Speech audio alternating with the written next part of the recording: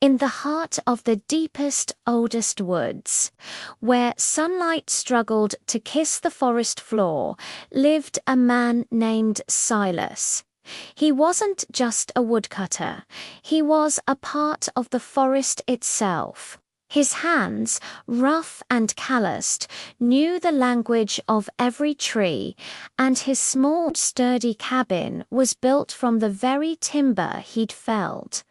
For years, the forest had been his only companion. The sigh of the wind through the pines was his evening conversation, and the hoot of an owl was his good-night lullaby.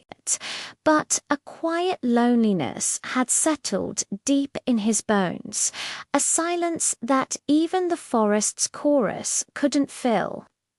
One evening, as a storm raged outside, lashing rain against his window panes, Silas sat by his crackling fire. The wind howled like a hungry wolf, and thunder shook the very foundations of his home. Suddenly, amidst the chaos of the storm, he heard it, a sound so faint, so out of place, it was almost a ghost on the wind. Tap, tap, tap. It was a gentle, rhythmic knocking at his door. Silas froze. Who could possibly be out in a storm like this, so far from any town? His heart hammered against his ribs. He grabbed his heavy iron poker, his knuckles white, and slowly, cautiously, approached the door. He took a deep breath, braced himself, and pulled the heavy wooden door inward. The wind screamed, and a torrent of rain sprayed into the room, but what Silas saw on his doorstep made his breath catch in his throat.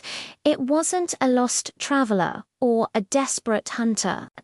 Curled up in a shivering, whimpering ball was a creature from the whispered legends of the mountains. It was small, no bigger than a human toddler, and covered in a coat of thick, matted, mud-brown fur. Its face, a strange and wonderful mix of ape and human, was a mask of fear, and its eyes were enormous, dark pools of liquid amber, staring up at him with a look of pure, unadulterated terror and a desperate plea for help. Silas stood there, stunned into silence, the iron poker forgotten in his hand. This was impossible. A Sasquatch to Bigfoot, a baby one. The stories told by old-timers around crackling campfires weren't just stories. But this was no monster of legend. This was a child, cold, lost, and terrified. A wave of compassion, a feeling he hadn't felt in years, washed over him, drowning out his fear. The little creature let out a soft, mournful cry, a sound that tugged at Silas's lonely heart. Without another thought, he gently scooped the shivering bundle into his arms. The fur was surprisingly soft beneath the mud and damp. He carried it inside, closing the door on the raging storm, and a new, unexpected chapter of his life began. He named the little creature Ben. It was a simple, strong name, a name that felt right. The first few days were a blur of gentle care. Silas carefully cleaned the mud from Ben's fur, revealing a beautiful, rich chestnut color. He discovered Ben was a picky eater, turning his nose up at the dried meat and beans that made up Silas's diet. After some trial and error, Silas found that Ben absolutely adored wild berries, sweet roots, and, most of all, the honeycomb from a hive deep in the woods. Watching Ben devour the sweet, sticky treat with delighted grunts and happy chirps brought the first genuine smile to Silas's face in years. As the days turned into weeks, an incredible bond formed between the man and the creature. Ben was a quick learner, full of curiosity and a surprising amount of mischief. He would mimic Silas's movements, trying to swing a small branch like an axe, only to tumble over in a heap of fur, making Silas chuckle. They developed their own language, a mix of gestures, grunts, and a deep, unspoken understanding. When Silas felt a familiar pang of loneliness, Ben would seem to sense it, climbing into his lap and resting his furry head against Silas's chest, his large eyes full of a wisdom that seemed ancient. The silence of the cabin was no longer empty. It was filled with a new kind of life, with quiet companionship and the soft sounds of a happy, rumbling Bigfoot baby. Their days fell into a comfortable rhythm. They would explore the forest together, Silas pointing out different plants and animals, and Ben showing Silas hidden clearings and secret mushroom patches that Silas had never known existed. Ben had an uncanny connection to the woods, an instinct that Silas, for all his years, could only marvel at. The little Bigfoot would sometimes stop, his head cocked, listening to something Silas couldn't hear. He would lead Silas away from a path just moments before a dead branch would crash down. Or he'd find a stream bubbling with the clearest, coldest water. It was as if the forest spoke to Ben, and Ben was translating for Silas. One crisp autumn afternoon, as they were gathering firewood, the tranquility was shattered.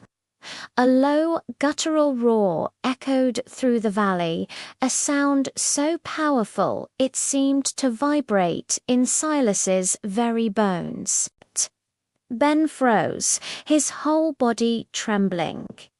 He let out a high-pitched, anxious cry and clung to Silas's leg, his big eyes wide with fear. Silas scanned the dense tree line, his heart pounding. He had lived in these woods his entire life and had never heard a sound like that. It was a sound of immense power, of parental distress. Another roar, closer this time, ripped through the air. And this time, Silas heard a reply series of deep, booming calls from another direction. They were communicating. They were searching. Silas looked down at the terrified creature clinging to him. He understood this wasn't just a random sound. This was Ben's family. They were looking for their lost child.